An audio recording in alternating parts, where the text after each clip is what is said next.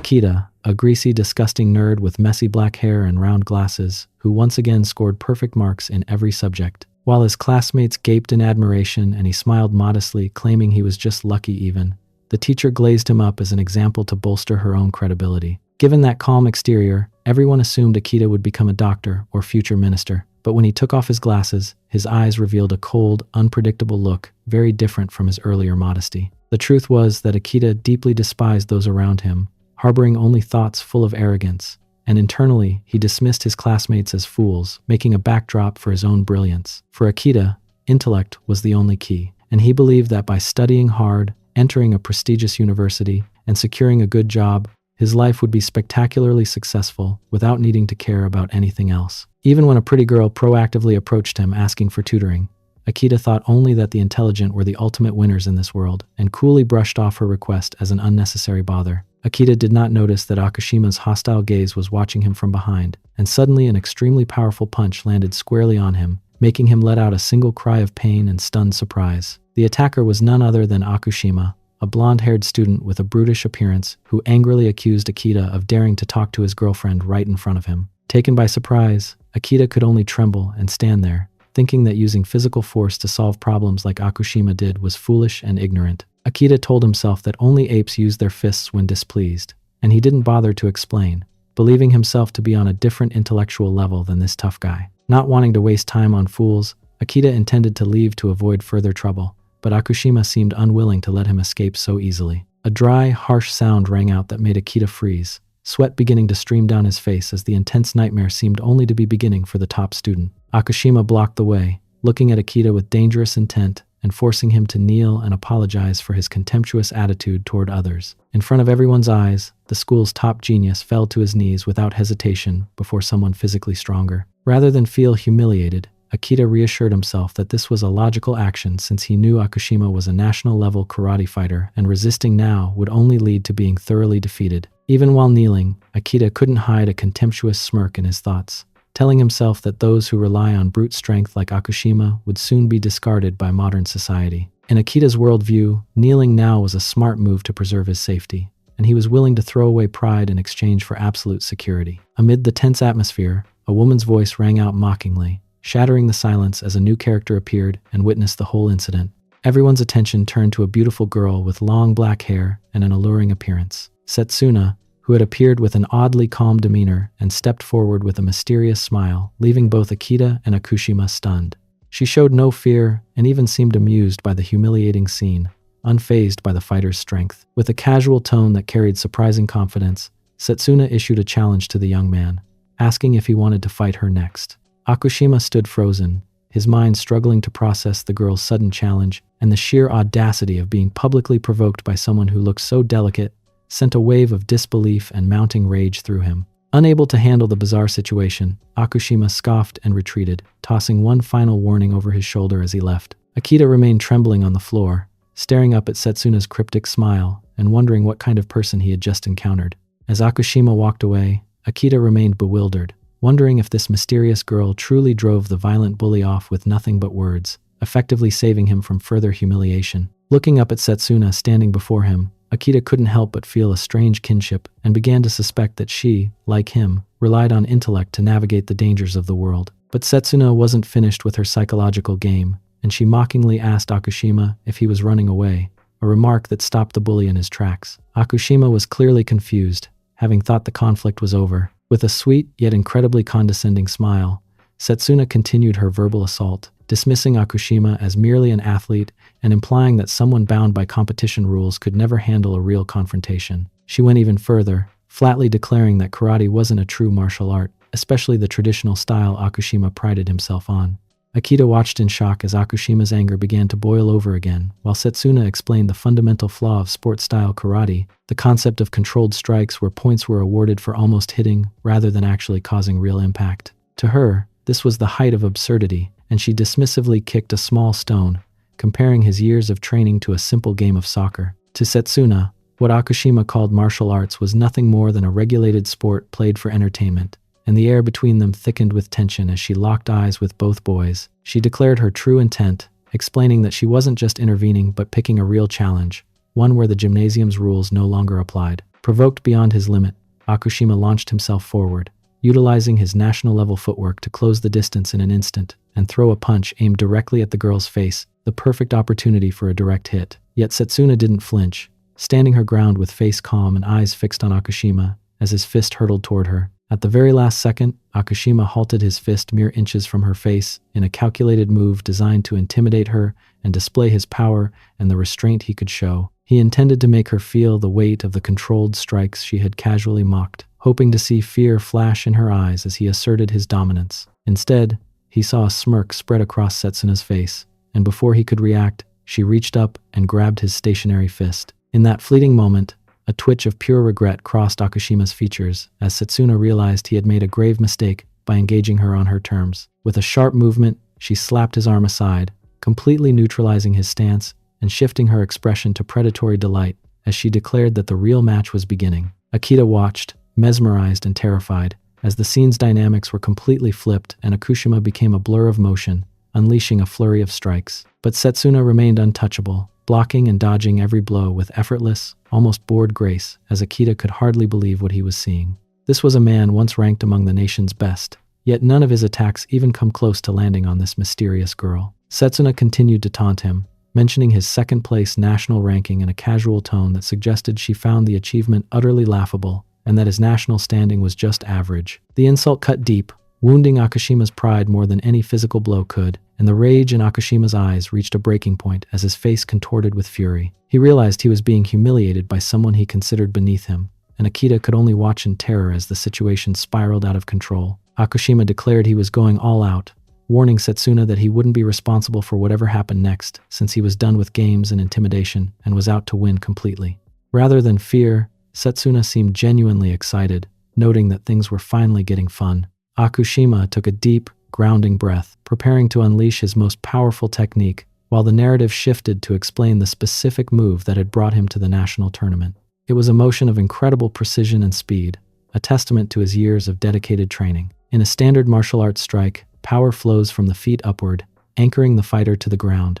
But Akushima's approach was fundamentally different, discarding traditional mechanics for something far more effective. By launching his hand first and letting his feet follow, he achieved a strike of pure, unadulterated speed, a motion so streamlined it was designed to end a match before the opponent even realized they were being targeted. Setsuna continued the explanation, her eyes wide with a manic glint, telling them to forget about blocking because when this move was executed properly, the opponent wouldn't even have time to react, and they called this move the lightning blitz. In a blur of motion, Setsuna's fist connected with Akushima's face with such immense speed that the impact sounded like a sharp crack, leaving the national-level athlete completely helpless. The force of the blow sent a dramatic shockwave through the air, and Akita watched in absolute silence, his eyes wide with shock as he witnessed the raw, unfiltered power of Setsuna's fighting style. Standing over the fallen Akushima, Setsuna turned to Akita with a cheerful smile and casually explained that a weak punch was useless and that if you wanted to knock someone down, you had to strike as if you truly intended to finish the fight instantly. Akita was mesmerized,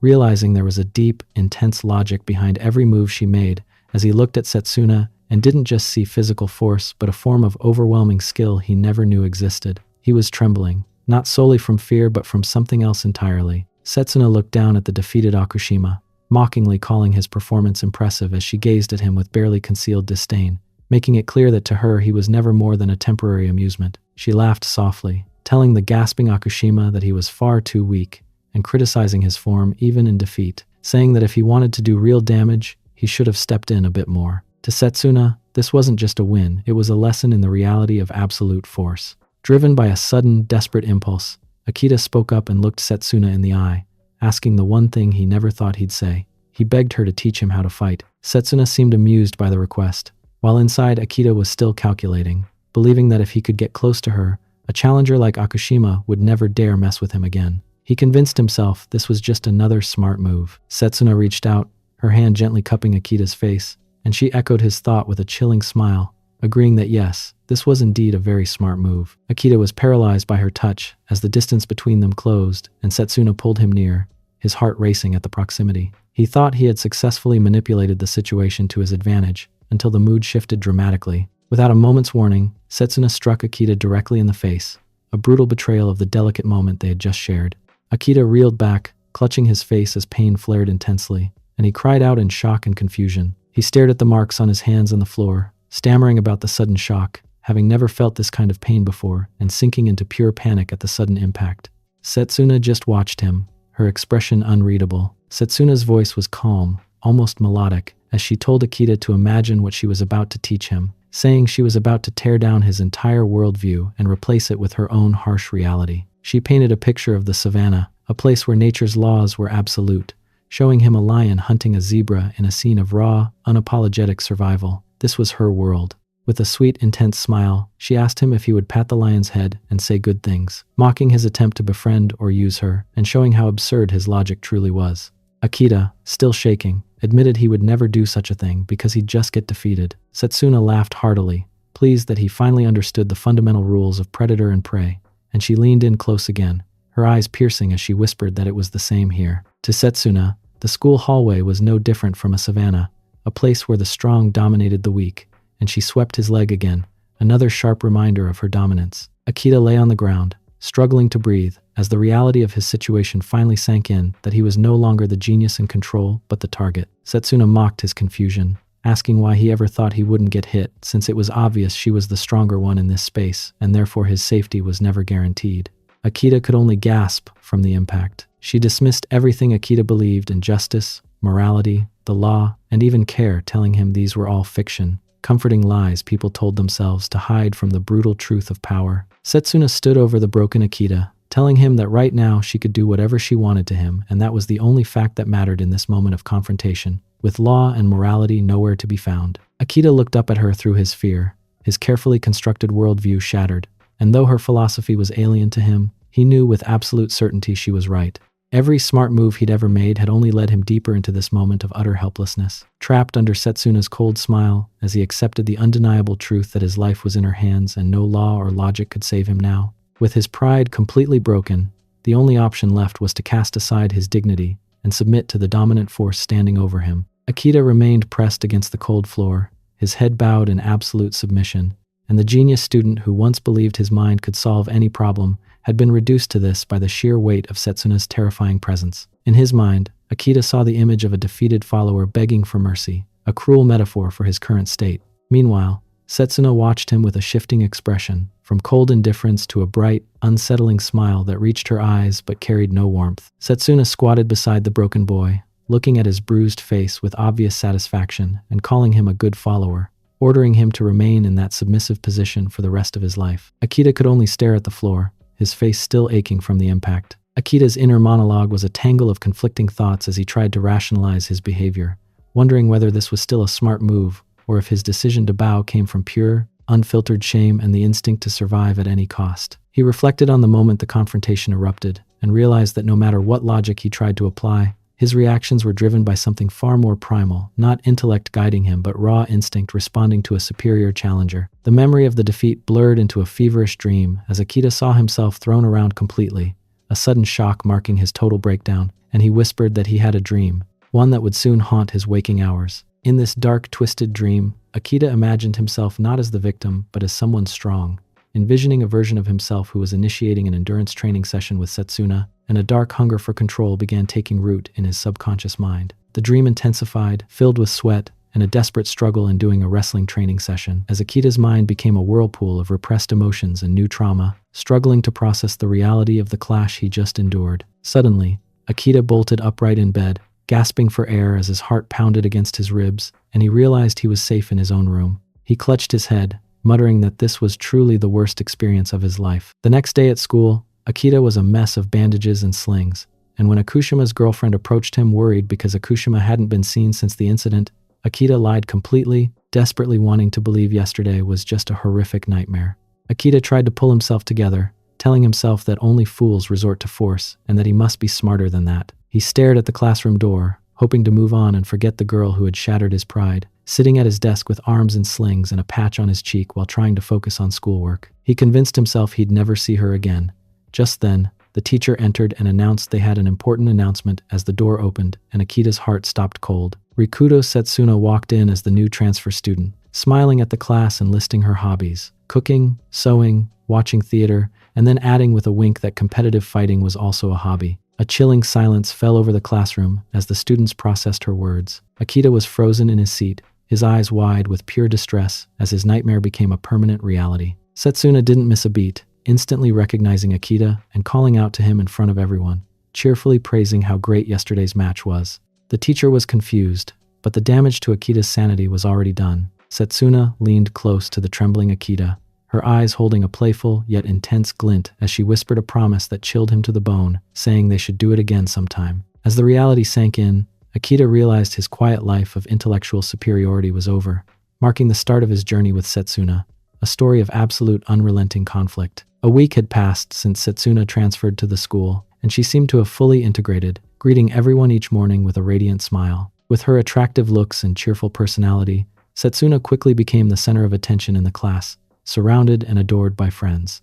But in the corner of the room, one person watched her with a completely different expression: Akita. No matter how perfect Setsuna appeared, he could not forget the intense moment he first encountered her, and that memory continued to haunt him. He remembered clearly how she had effortlessly taken down the karate fighter Akushima, and immediately afterward, she did not hesitate to give him a similar result, resulting in a long list of injuries including a bruised nose, a fractured left arm, and numerous marks that doctors estimated would take up to 2 months to fully heal. Even now, those wounds still ached. Akita not only harbored resentment, but his frustration grew when he saw her carrying on as if nothing had happened. And yet Setsuna casually came over to greet him in a sweet voice, which made Akita shudder. How could she smile after knocking him down? When she innocently asked about his well-being, Akita snapped, furious that the person who injured him was playing the concerned stranger checking on the target, and his outburst drew the class's attention. A classmate approached curiously, forcing Akita to quickly lower his voice and force a strained smile to dispel suspicion as he told himself to act smarter and not reveal anything unusual. When the others asked about Akushima's absence, Setsuna only smiled and said she didn't know, sending a chill down Akita's spine at her masterful acting. The truth was,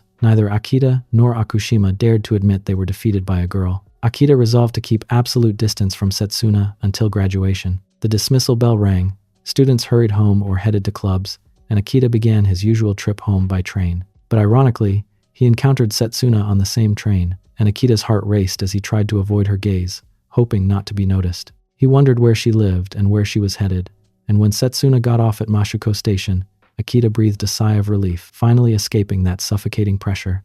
Mashuko, also known for the bustling commercial hub, was full of traps and danger. Though he told himself to stay away, curiosity drove Akita as he wondered what a schoolgirl like Setsuna was doing in such an intense district after school, and his feet quietly followed her. Lost in tailing her, Akita failed to watch his surroundings and accidentally bumped into a woman walking by, and a bad feeling flashed through his mind. The woman started making a scene, complaining that her expensive dress was ruined, and Akita frantically apologized, but she clearly had no intention of letting it go. At that moment, a white-haired young man with a tough swagger appeared zen, and with that overbearing tone, Akita realized he was within the sights of cheap street extortionists. They cornered Akita in an alley and started rifling through his wallet, counting bills casually while Akita could only stand and watch in helpless fear. Zen grins as he holds Akita's 30,000 yen, and even threatens coldly that without the money, Akita might face severe consequences. Inside, Akita was seething as he despised these people, seeing them as fools who used intimidation to make money, but his intellect was worthless in this moment. His hand clenched,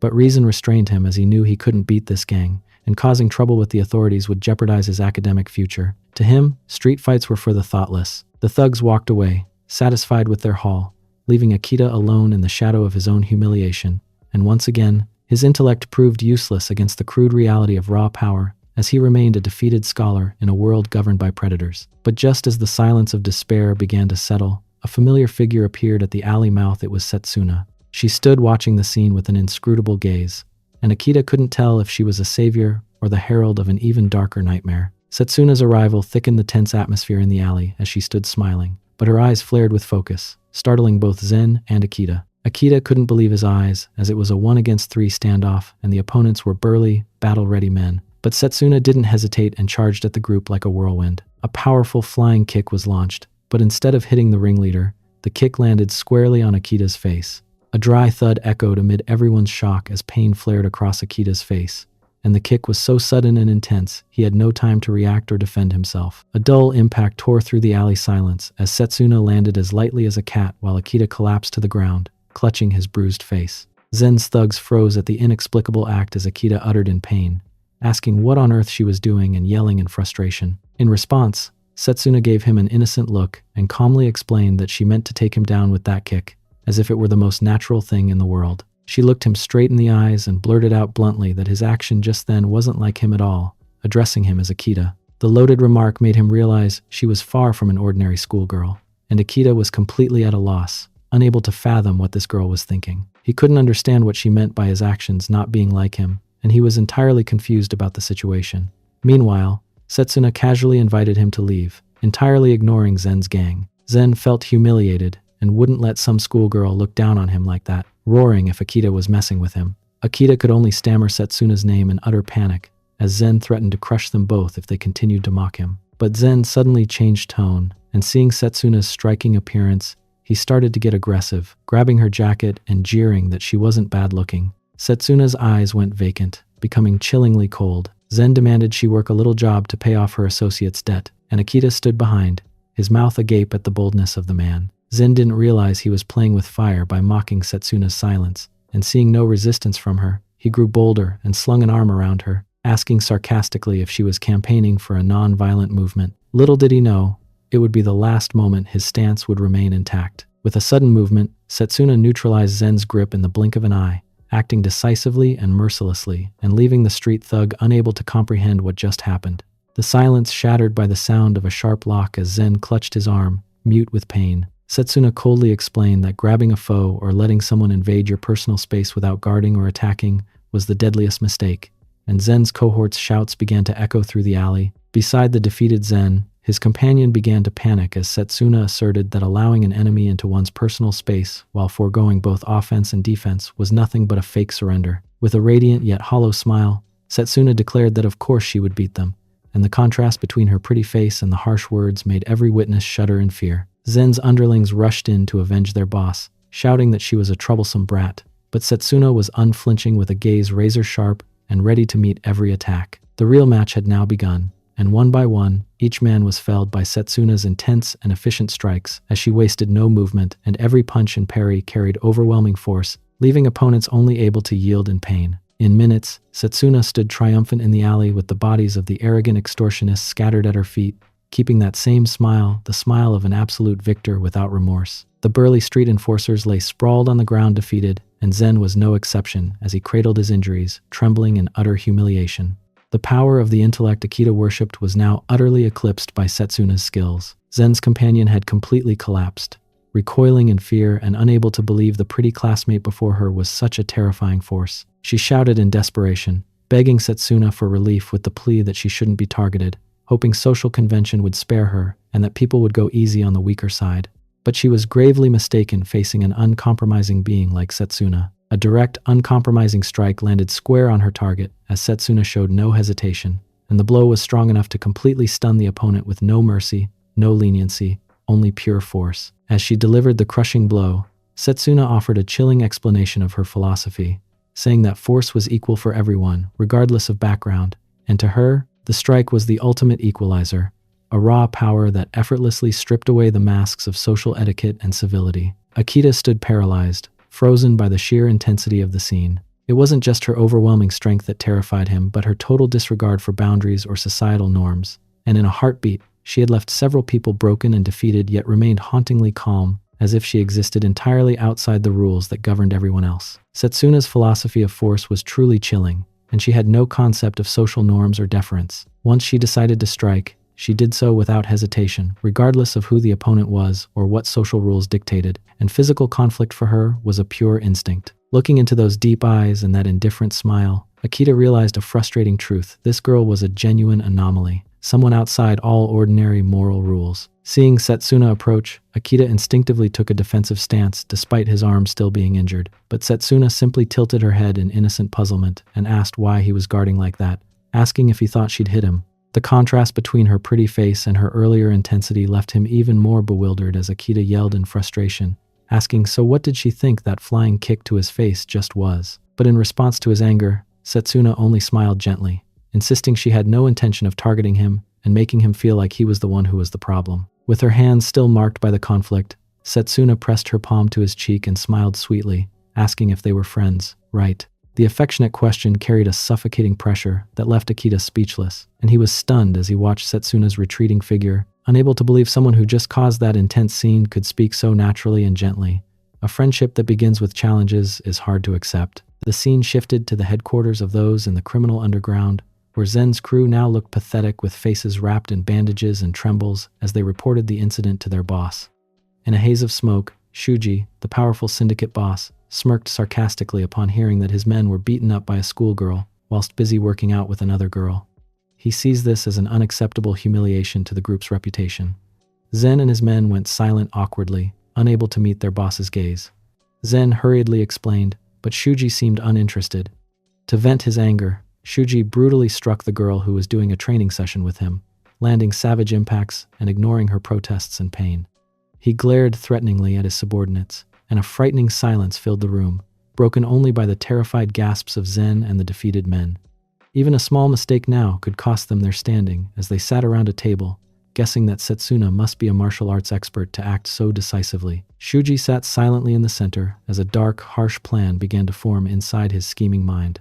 Zen clutched his injured nose, insisting the girl was extremely dangerous, but Shuji sneered, calling Zen weak for not knowing how to handle subordinates. He scolded the team for failing, and picked the girl from earlier like a tool. A gleam of malice lit Shuji's eyes as he decided to capture that girl. Realizing he didn't seek revenge with ordinary strikes but pursued a more profitable objective. He saw Setsuna as a potential asset for his illegal business and outlined a plan to trap her in forced operations to secure leverage and make money, reasoning that a beautiful, strong schoolgirl would be the perfect asset to boost his network's profits. He had no idea he was about to run into a real anomaly. The henchman still trembled, worried that a forced capture and illegal leverage would draw police attention, but Shuji only sneered in disdain, going back to his wrestling session while regarding the law as rules for the weak, while the strong, like him, could do whatever they wanted. Shuji sighed in disgust at the cowardice of the younger generation and resumed dominating his partner, forcing her to bow at his feet and believing that absolute submission was the clearest proof of his criminal power.